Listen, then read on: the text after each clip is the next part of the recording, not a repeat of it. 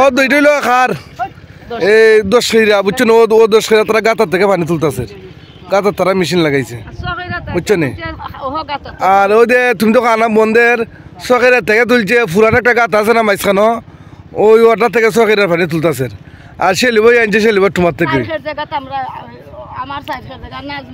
বুঝছেন ও তো খামলা কল আচ্ছা কিতাব কইছে স্যার পানি খালি সে লিবরটা না অন্য খানো গেছে না অন্য খানো গেছে না খালি সে একটু বাস কোন কারো পানি গেছে না বুঝছেন মুখে তো মাঝে তার লাগায় পানি গেছে না বুঝছেন ও দেখতে আমি চেক করছি বুঝছেন আমি দেশে ওই মধুবাটার এটা নানি এটা তো ভাই দূর থেকে পানি যায় না সিডা বিডা ভরতে পারে বুঝছেন এটা তো তোমার তালাব থেকে আরো দৌড়লাও একাল জায়গার মাথাত বুঝছেন আর এটা হইলো ওই মধুবাটার টুমা বুঝছেন ওই 10 কইরা এটা বেটা ওই গাতার থেকে তুলতেছে পানি বুঝছেন ভাই বুঝছেন আমি আইসি আর আমি আর তারা পানি নেন না বুঝছেন শেষ তারা পানি নেওয়া বুঝছেন ভাই সাইয়েদনা ওমর ফারুক রাদিয়াল্লাহু তাআলা নিজেই তিনি নিয়োগ দিলেন হিমসের গভর্নর করে এবার পাঠালেন সাঈদ বিন আমির রাদিয়াল্লাহু তাআলা কে পাঠিয়ে বলেন সাঈদ এই হিমসের এলাকার লোকজনগুলো খুব ভালো মানুষ এদের তুমি সেবা করো তোমাকে গভর্নর বানায়া দিলাম গভর্নরের মতো গুরুত্বপূর্ণ পদে তাকে সমাসীন করে পাঠিয়ে দেওয়া হলো 6 মাস যেতে না যেতেই ওই এলাকার জনগণের কিছু বিশাল সংখ্যক একটা অংশ মদিনায় চলে এলো কেন্দ্র সরকারের কাছে এসে খলিফা ওমরের সামনে এসে নালিশ দিতেছেন সবাই বলতেছে আমিরুল মুমিনিন এমন একজন গভর্নর নিয়োগ দিয়েছেন যার মধ্যে আমরা চারটা বড় অপরাধ দেখেছি এই 4টি বড় অপরাধ 4টি বড় দোষ আমরা তার মধ্যে খুঁজে পেয়েছি দয়া করে আপনি এই গভর্নরকে চেঞ্জ করে নতুন গভর্নর দিয়ে দেন সাইয়েদনা ওমর ফারুক মনে মনে চিন্তা করলেন হানি এত বড় পরহেজগার সাঈদ তার বিরুদ্ধে রিপোর্টগুলো কি শুনিত বলো তোমরা কি রিপোর্ট নিয়ে এসেছো নাম্বার 1 হলো প্রত্যেকদিন অফিসে দেরি করে যায় নির্দিষ্ট টাইমে কোনোদিন সে যে বসে না অফিসে নাম্বার 2 হলো সপ্তাহে একদিন সে অফিস করে না নাম্বার 3 হলো সন্ধ্যার পরে বাড়িতে গিয়ে দরজায় নক করলে সে দরজা খোলে না নাম্বার 4 হলো অফিসে গিয়ে মাঝে মাঝে দেখি সেই চেয়ার থেকে পড়ে গিয়ে মৃগী রোগীর মতো অজ্ঞান হয়ে পড়ে থাকে এই 4টি বড় বড় অপরাধ আপনি তাকে চেঞ্জ করে নতুন একজন গভর্নর দিয়ে দেন ওমর ফারুকের মনে একটু খারাপই হলো তলব করলেন সাঈদ তুমি চলে আসো সাঈদকে ডেকে পাঠানো হলো তিনি চলে আসলেন মদিনায় এসে তার সঙ্গে সাক্ষাৎ করলেন এবার বলছেন আমিরুল মুমিনিন আপনি আমাকে কেন ডেকেছেন জনগণ তোমার বিরুদ্ধে রায় দিয়েছে রিপোর্ট করেছে তুমি 4টা বড় বড় ভুল করে ফেলেছো সঙ্গে সঙ্গে সাঈদ বিন আমির বলছেন আমিরুল মুমিনিন আপনি আমাকে দোষারোপ করছেন ঠিক আছে আপনাকে রিপোর্ট করেছে তাও ঠিক আছে তবে যে 4টি দোষ আমার বিরুদ্ধে তারা দিয়েছে আমার বিশ্বাস 4টি অভিযোগের সুস্পষ্ট জবাব আমি সাঈদ দিতে পারবো জোরে বলি সুবহানাল্লাহ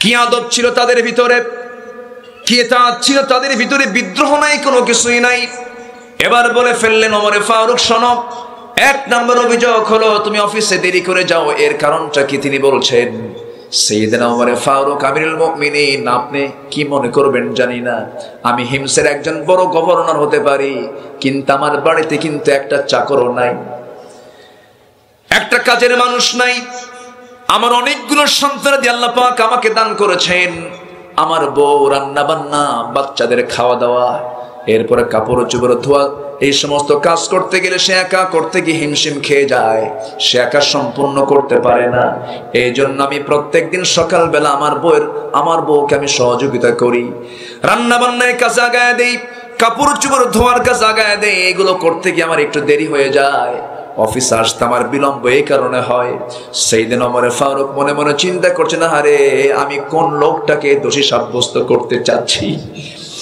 আমি কাকে দোষী সাব্যস্ত করতে চাই এরপরে বলছেন তুমি নাম্বার 2 তোমার বিরুদ্ধে অভিযোগ হলো সপ্তাহে তুমি একদিন আসো না এর কারণটা কি তিনি বলছেন আমিরুল মুমিনিন আপনি আমার খলিফাতুল মুসলিমিন আল্লাহর কসম করে বলি আমাকে সামনে যে পোশাকে আপনি দেখতে পেতেছেন এই একটা মাত্র পোশাক ছাড়া আমার বাড়ি তার দ্বিতীয় কোনো পোশাক আমার গায়ের নাই। জোরে করুন সুবহানাল্লাহ। একজন গভর্নরের পোশাক কয়টা? একটা পোশাক। আমিরুল মুমিনিন, আপনিও যেমন সিম্পল জীবন গ্রহণ করেন, আমিও সিম্পল জীবন গ্রহণ করি। আমার একটা কাপড়, এক কাপড়ে আমার সময় চলে যায় 6টা দিন। এই কাপড়টা বারবার ঘুরে ফিরে পরি। শুক্রবার যখন সকাল বেলা হয়ে যায় আর কাপড়টা পরা যায় না। রাসূলুল্লাহর হাদিস, শুক্রবার তোমরা পরিচ্ছন্ন কাপড় পরে মসজিদে যাবে। শুক্রবার সকাল বেলা ধুয়ে দেই, কাপড়টা ভেজা থাকে। কোন মতে একটা চাদর দিয়ে আমার 70টা ঠিকই কাপড়টা রোদ্রে শুকায় দেই। শুকায় যখন যায়, সেই শুকনো কাপড়টা পরে মসজিদের দিকে চলে যায়। এই জন্য আমার একটা দিন অফিসে যাওয়া হয় না। ওমরে ফারুকের চোখের কোনা বেয়ে বেয়ে টপ টপ করে পানি পড়ছে, আর মনে মনে ভাবছেন আমি তাকে ডাকলাম কেন, আমি তাকে কেন ডাকলাম। এরপরে বলছেন ওমর, ও আমার সাইদ, নাম্বার 3 অভিযোগ হলো জনগণ তোমার বিরুদ্ধে অভিযোগ দিয়েছে, তুমি নাকি সন্ধ্যার পরে তোমাকে ডাকলে তুমি দরজা খোলো না, এর কারণটা কি? সায়েদ বিন আমির বলছেন, আমিরুল মুমিনিন, আপনি আমাকে যে প্রশ্ন করেছেন, জনগণ আমাকে যে দোষটা দিয়েছে, সারাটা দিন জনগণকে সময় দেই, মাত্র মাগরিবের সময় বাড়িতে আসি। বাড়িতে আসার পরে বাচ্চাদের পারিবারিক শিক্ষা একটু দেওয়ার চেষ্টা করি, সন্তানগুলোকে একটু কোলে নিয়ে এদেরকে একটু শিক্ষা দেই, তারবিয়াত শিক্ষাগুলো দেই। এরপরে সার নামাজটা পড়ে একটু যৎকিঞ্চিত খাবার খেয়ে নেই। এরপরে ওই যে মুসাল্লায় দাঁড়াই, যায় নামাজে দাঁড়াই, ফজর পর্যন্ত গোটা রাত আমি আল্লাহকে একটু সময় দেওয়ার চেষ্টা করি। আমি এই জন্য জনগণকে সময় দিতে পারি না রাত্রে বেলা। সাইয়েদনা ওমর ফারুক মনে মনে চিন্তা করছে, না হারে আমি কেন প্রশ্ন করতেছি। এবার বলতেছে, ওরে ওরে সাইদ, নাম্বার 4 অভিযোগ হলো তুমি মাঝে মাঝে মৃগী রোগীর মতো অজ্ঞান হয়ে চেয়ার থেকে পড়ে থাকো, মাটিতে পাগল হয়ে যাও, এর কারণটা কি? এরকম করে অফিস চলে নাকি? সঙ্গে সঙ্গে সাইদ বলছেন, আমিরুল মুমিনিন, আমি যে কারণে অজ্ঞান হয়ে যাই, আপনি যদি সেই দৃশ্য দেখতেন আপনি অজ্ঞান হয়ে যেতেন। আমার ভাই আপনার সাথে একসঙ্গেই ছিল, আমি তখন কাফের ছিলাম।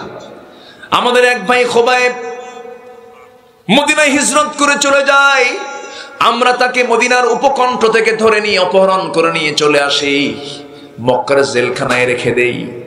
মারতে মারতে পিঠের চামড়া তুলে ফেলে দিলাম, ইসলাম ছাড়ে না। শেষ পর্যন্ত বললাম, খোবাইবেরে ইসলাম ছাড়বি না, তোর খাবার বন্ধ করে দিলাম। খাবারটা বন্ধ হয়ে গেল। আমি তার দায়িত্বে ছিলাম, আমি তার টেক কেয়ার করেছি, আমি নিজের চোখে দেখেছি খোবাইবকে খাবার বন্ধ করলে কি হবে। শেষ রাতের দিকে দেখতাম খোবাইব আল্লাহর কালাম তেলাওয়াত করে, আর তার সামনে কে যেন জান্নাতের আঙ্গুরের ছড়া ঝুরাইয়া রাখে। একটা করে আঙ্গুরের ছড়া তিনি খান, আল্লাহর কালাম তেলাওয়াত করেন। শেষ পর্যন্ত খোবাইব 2 মাস চলে গেল, খাবার বন্ধ।